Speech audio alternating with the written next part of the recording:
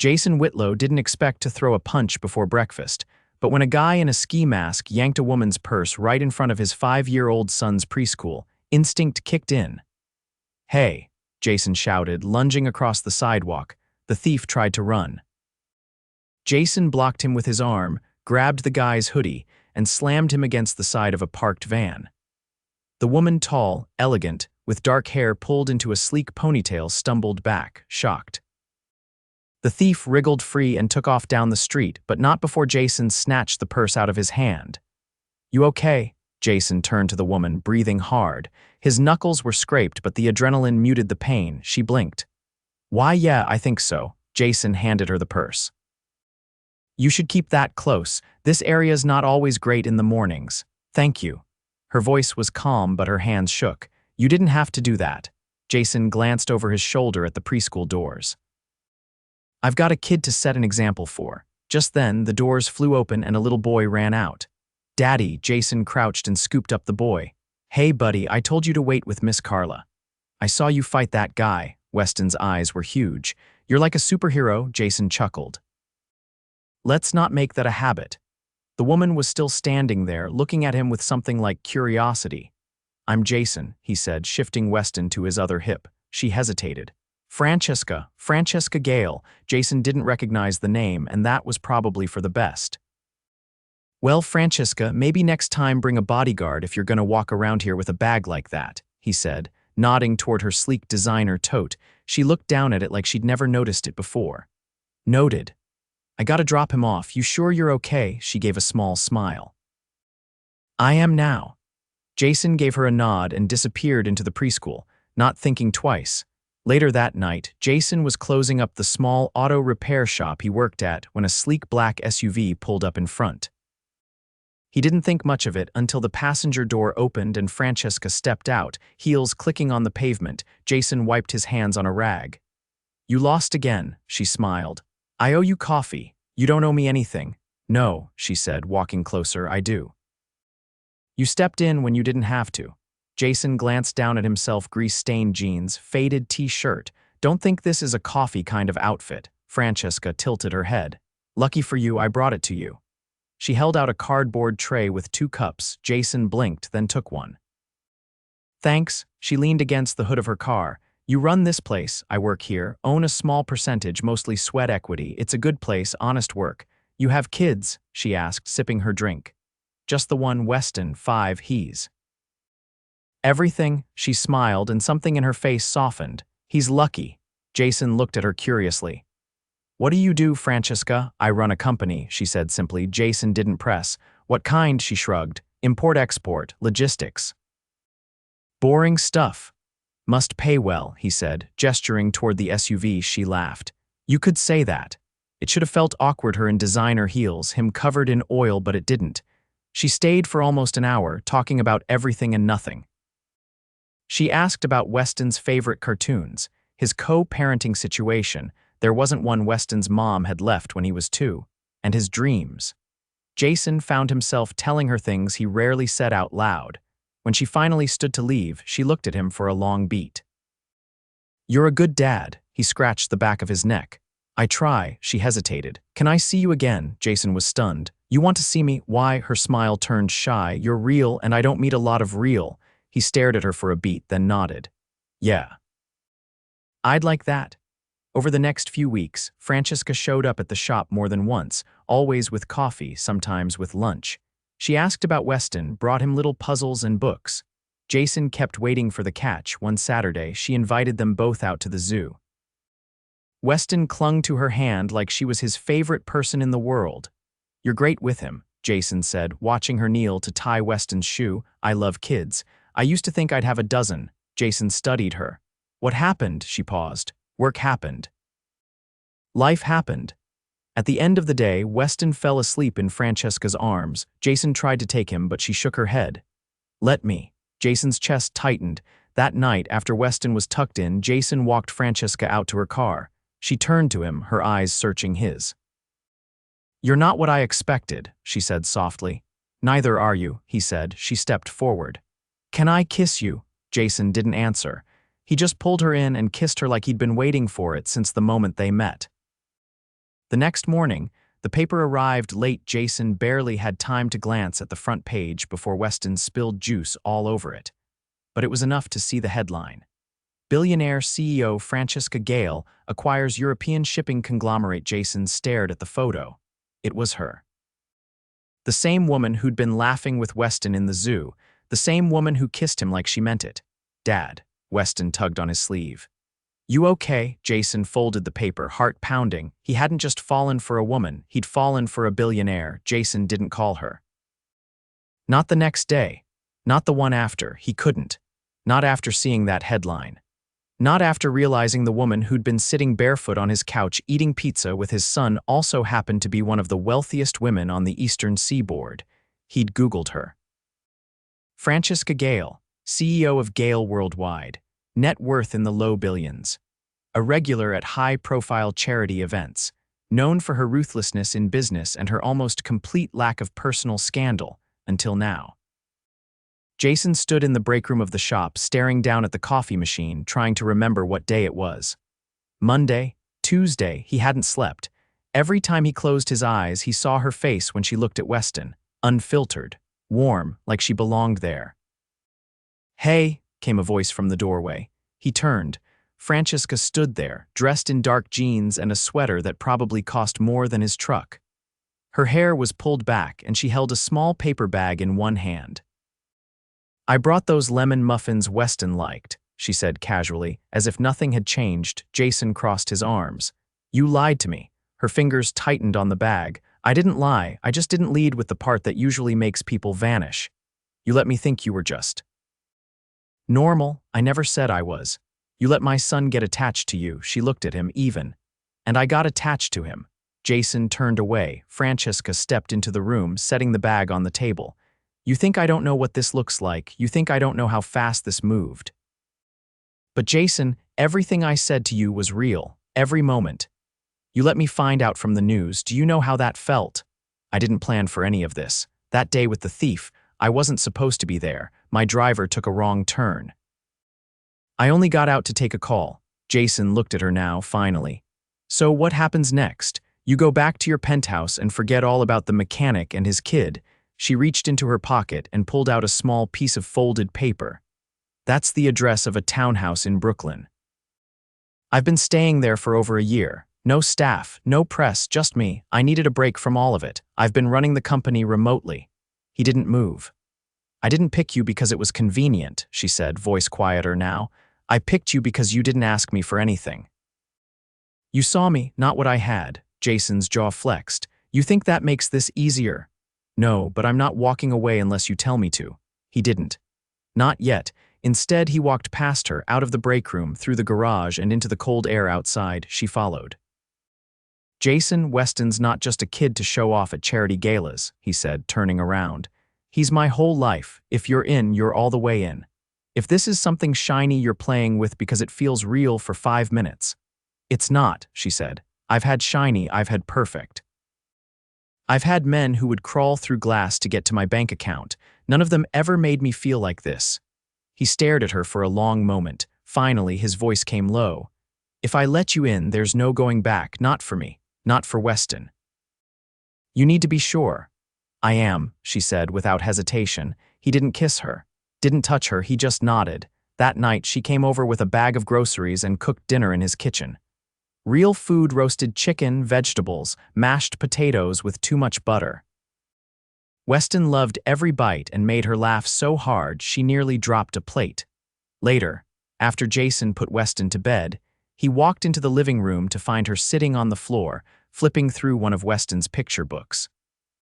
"You know you don't have to do this," he said, leaning against the doorframe. She looked up. "Do what? Try to fit into a life that isn't yours." She set the book down. "That life, the one with the board meetings and the red carpet galas, I built it, but it's not who I am, not all of me. I've been waiting a long time to feel something that wasn't calculated." He studied her carefully. "You're not like anyone I've ever met." "I get that a lot," she said dryly. He chuckled, then walked over and sat beside her. "Can I ask you something?" he said. "Anything?" "Why me?" She turned her head slowly. Because when things went sideways, you didn't look at me like I was fragile. You looked at me like a person because you didn't ask what I could give you, and because you love your son in a way I don't see very often." Jason exhaled. "You know this won't be easy," Francesca nodded. "I'm not asking for easy." He reached out and took her hand. "You're going to have to learn how to change your own oil," he said. She smiled. "Deal?" The next morning, Weston came into the kitchen and found them side by side at the stove, flipping pancakes. "Are you staying for breakfast?" he asked, rubbing sleep from his eyes. "If it's okay with your dad," Francesca said. Jason glanced at Weston. "You cool with that?" Weston grinned. "Only if she makes the syrup warm like last time," Francesca laughed. "I think I can manage that." Jason watched them, something warm settling in his chest, but as they sat down to eat, his phone buzzed with a message from his boss. A reminder about the corporate account inspection happening next week. The biggest client they'd ever had, Jason's eyes narrowed. Gale Worldwide was listed on the invoice header. He said nothing, but something in his gut twisted. She hadn't just walked into his life by accident. She was already in it. Jason didn't sleep much that night. After Francesca left, he sat at the kitchen table long after the lights were out, staring at the invoice on his phone. The Gale Worldwide logo sat like a brand at the top. A routine parts contract, nothing flashy, nothing high profile, but big enough to keep the shop afloat through the next quarter. He hadn't asked for help. He hadn't agreed to anything. Yet somehow her company had found a way into his business. By morning, the storm inside his chest hadn't calmed. He dropped Weston off with Carla, the neighbor who watched him on days when school was out, and headed to the shop early, hoping to speak to his boss before the others arrived. Doug was already in the office, poring over paperwork with his reading glasses sliding down his nose. Jason didn't waste time. "Did you know the new logistics contract came from Gale Worldwide?" Doug looked up. "Yeah, big win. Why?" Jason stepped inside and shut the door. "Did they say how they found us?" Doug blinked. "They didn't. Just said they'd heard about our reputation and needed a reliable East Coast partner for their freight vehicle maintenance." "Why?" Jason folded his arms. "Because I know someone who works there, and I didn't mention this shop to her, not once." Doug leaned back. "Jason, it's a legit contract. No shady terms, no backdoor favors. If this is personal, you need to separate it. I just need to know if this place is getting dragged into something it didn't ask for. You think I'd sign a contract without reading every page? We've been trying to land a company like that for years. If someone put in a good word, I'm not complaining." Jason left the office with more questions than answers. By the time noon rolled around, Francesca showed up again, this time without warning. She stepped into the garage in a navy coat and boots dusted with salt from the sidewalk. Jason was under the hood of a car, and when he looked up, she was already walking toward him. "You didn't answer my call this morning." "I was busy," he said flatly, wiping his hands on a towel. "I can see that." She glanced around, then met his eyes. "You read the contract, didn't you?" "So it was you." "I made a suggestion, that's all. I didn't force anyone's hand. You didn't think I deserved a heads up. I thought you'd be proud." Jason stepped back from the car. "Proud? You used your influence to slide into my business like it was some kind of charity project. That's not what this is." "Then what is it?" His voice sharpened. "You didn't think I could handle things on my own. You needed a break. That shop is drowning in debt. I didn't step in to insult you. I did it because I care." "No," he said, shaking his head. "You did it because you're used to fixing everything with money." She flinched. "That's not fair." Jason's voice lowered, hardening. "You want to be part of this life, then you respect it. You don't buy your way into it."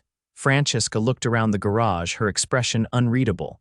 "Do you really think I see you as something I can buy?" "I don't know what to think anymore." She crossed her arms tightly. "I've been trying, Jason. I've been showing up without an entourage, without a driver, without the life I built. I've been making pancakes and tying shoelaces and doing everything I can to be real with you. Then why didn't you trust me with the truth?" "I didn't want to lose this," she said, voice quiet. "I didn't want to lose you." Jason turned away, the ache in his chest spreading like fire. "You should go." She didn't argue, didn't cry. She just nodded, turned, and walked out. The next few days passed in silence. No messages, no visits. Weston asked once if Francesca was coming over again. Jason told him she was busy with work, but the ache didn't go away. If anything, it grew. Then Friday came, and with it, an envelope placed on his desk just before closing. Jason opened it and found a letter. Handwritten. Jason, I stepped back because I realized something. I was trying to fit into your life without understanding the cost of it. I thought showing up was enough. I thought effort could cover the cracks, but I didn't listen. When I signed that contract, I told my legal team not to mention me. I thought it would help your shop. I didn't do it to control you. I did it because I've never cared about anything the way I care about you and Weston. But if I crossed a line, I'm sorry, truly. If you want me to stay away, I will. But if there's even a piece of you that wants to know what this could be, I'll be at the corner of Grand and Teller tomorrow at 6. No driver, no security, just me. Francesca. Jason read it twice, then folded it carefully and tucked it in his jacket. He didn't say anything about it to Weston that night. He didn't even know if he'd go. But the next day, as the sun dipped below the skyline, Jason found himself walking down Teller Street in a clean shirt and a jacket he hadn't worn in years. Francesca stood on the corner, her hands buried in her coat pockets, hair loose and windblown. She looked up as he approached. I didn't think you'd come, she said. I almost didn't. Her voice was steady. If you're here to say goodbye, I'll understand. Jason shook his head slowly. I'm not here for that. Her eyes searched his. Then why? Because I've been angry and confused, but underneath all that, I missed you. Francesca took a step closer. You still don't trust me. I'm working on it, he said. But I need to know that when you're with me, it's not about fixing things. It's not about control. It's just about being here. She reached for his hand. Then let's just be here. Jason looked down at their joined hands, then up at her. You've got a lot of layers, Francesca Gale. She smiled gently. So do you, Jason Whitlow. They stood there as the city moved around them, not saying anything else, just holding on, trying not to let go. Jason hadn't been to a gala since high school prom, and even then, he'd worn a rental. Now he stood in the lobby of the Mercer Grand Hotel, wearing a custom-tailored navy suit Francesca had arranged without asking, but not without his permission. The sleeves were perfect. The weight of the fabric made him feel like he belonged almost. He adjusted his cuff and glanced toward the grand ballroom entrance. Beyond the gilded doors, the city's elite clinked glasses beneath chandeliers the size of compact cars. Francesca had invited him as her date to Gale Worldwide's annual benefit, a black tie event with a 6-figure guest list and a silent auction that could fund a small country. He wasn't here for the champagne or the press. He was here because she'd asked him to be. And because after everything, the silence, the fallout, the letter, she'd earned his trust back one action at a time. When the doors opened, he stepped inside and caught sight of her. Francesca stood beneath a cascade of crystal light, wearing a midnight blue gown with a back cut so low it made his chest tighten. But it wasn't the dress that stopped him, it was the way her eyes softened the moment she saw him. Not a flicker of doubt. Not a trace of the woman who ran billion-dollar negotiations with steel in her spine. She looked at him like he was the only one in the room. She walked toward him, heels silent on the marble. You came. He took her hand. You invited me. I wasn't sure if you'd be comfortable. I'm not, he said, but I'm getting there. She leaned in and kissed him lightly on the cheek. You look like trouble in that suit. He arched a brow. You're the one who picked it. I didn't expect it to fit you that well. You're the one who said I had layers. She laughed, but before she could respond, a man in a velvet jacket approached and greeted her with the kind of familiarity Jason didn't appreciate. Francesca, darling. You look lethal, Martin, she said coolly. You remember Jason Whitlow? Martin's gaze flicked to Jason's outstretched hand, then back to her. The mechanic. Jason's smile didn't waver. Glad someone reads the employee files. Martin's laughter was brittle. I'm on the board. I read everything. Francesca turned toward Jason. He's also the reason I keep a lawyer on speed dial. Martin's smile tightened, but before he could reply, Francesca's assistant appeared at her side and murmured something about a donor who wanted to meet her. She turned to Jason. Will you be all right for a few minutes? I'll survive, he said. Go run your empire. She squeezed his hand once and disappeared into the crowd. Jason watched her navigate the room with the precision of someone born to it. She spoke to CEOs, shook hands with mayors, and laughed with people who probably didn't know how to change a tire. But every few minutes her eyes found his, and each time she smiled like she was glad he was still there. He was nursing something that barely passed for whiskey when a woman in a silver jumpsuit approached him near the silent auction. "You're Jason, right?" she asked. He nodded. "I'm Elise. I'm Francesca's corporate counsel." She glanced around. "She's been different lately." Lighter, Jason wasn't sure how to respond. "She's talked about you," Elise said. "But she doesn't know I'm saying this. Just don't underestimate what it means for her to have invited you here. This isn't for show. She doesn't do things for show, I know. She's making changes."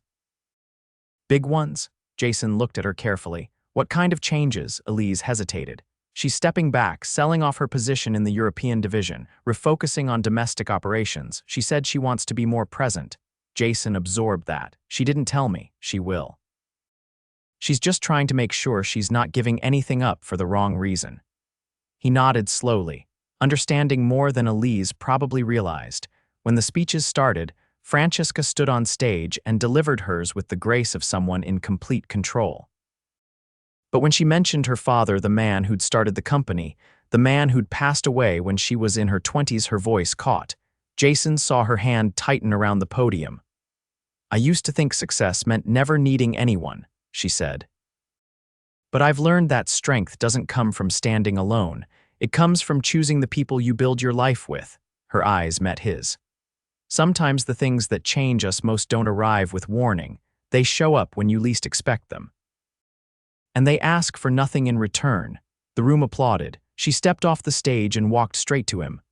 "I need some air," she said. Outside, the city hummed with life. She leaned against the railing of the terrace, the cold night air brushing strands of hair across her face. "You didn't tell me about the restructuring," Jason said. "I wasn't sure if it would last. You're selling off part of your empire." "I'm keeping the parts that matter." She looked at him. "I want to build something that isn't just profitable. I want a life I don't need to escape from." Jason reached into his coat pocket and pulled out a small velvet box. Her eyes widened. "I'm not proposing," he said quickly. "Not yet, but I wanted you to have this." She opened it. Inside was a key to the house, he said. "Not to move in. Not unless you want that, but so you know you're always welcome." Francesca stared at it for a long moment. "You're serious?" He stepped closer. "I don't need the penthouse life. I don't need the galas or the press, but I need you, and Weston, he already loves you. I'm just trying to catch up." Her breath hitched. "You're not the only one." He kissed her slow and deep right there on the terrace while the city spun below. When they pulled apart, she rested her forehead against his. "I never imagined this," she whispered. "Neither did I," he said. "But I'm not letting it go." Weeks later, on a quiet Sunday morning, Francesca stood barefoot in Jason's kitchen, pouring Weston a glass of orange juice. Jason came up behind her and wrapped his arms around her waist. "You're really here," he murmured. She leaned back into him. "I always was." And just like that, the billionaire and the mechanic stopped being opposites. They became a family. The first time Francesca brought Jason and Weston to her family's estate in Rhinebeck, she drove, not in the usual town car and not with a driver. She insisted on taking the wheel herself, navigating the winding roads with one hand resting loosely on the steering wheel, the other reaching across the center console to hold Jason's. Weston sat in the backseat with a picture book and a travel snack tray she'd assembled that morning. He barely noticed the towering gates or the sprawling fields until the car rolled to a stop in front of a limestone manor with ivy-covered walls and windows tall enough to see the stars through. Jason stepped out first, scanning the estate with measured calm. "You grew up here," Francesca nodded as she opened Weston's door, "until I was 17. "Big yard," Jason said, helping Weston down. "Bet it's hell to mow," she laughed, softer than usual. "It was one of the few chores I was allowed to do. My father thought manual labor built character." Jason glanced over at her. "Sounds like he and I might have agreed on at least one thing." Inside, the house was quiet. Francesca had dismissed the staff for the weekend, an intentional choice. She didn't want Jason or Weston feeling like visitors. She wanted them to feel like they belonged. They explored slowly. Jason lingered in the library, his fingers trailing along rows of leather-bound books. Weston discovered a hidden cupboard with vintage board games, pulling out an old wooden chess set like it was treasure. Francesca watched them from the doorway, her chest tightening at how naturally they moved through the space. She had never imagined bringing anyone back here, but now it felt like the only thing that made sense. Later that evening, they sat in the sunroom with plates of grilled chicken and rosemary potatoes Francesca had prepared herself. Weston was already nodding off by the time dessert apple tart with cream was served. Jason carried him upstairs and returned with a quiet expression she hadn't seen before. He asked if this was our forever house, he said. Francesca set down her fork. "What did you say?" I told him forever starts where people feel safe. He walked over and pulled out the chair beside her. "I think he's starting to." She reached for his hand. "Are you?" Jason nodded. "Every day a little more." She leaned her head against his shoulder and they sat in silence, watching dusk settle over the fields.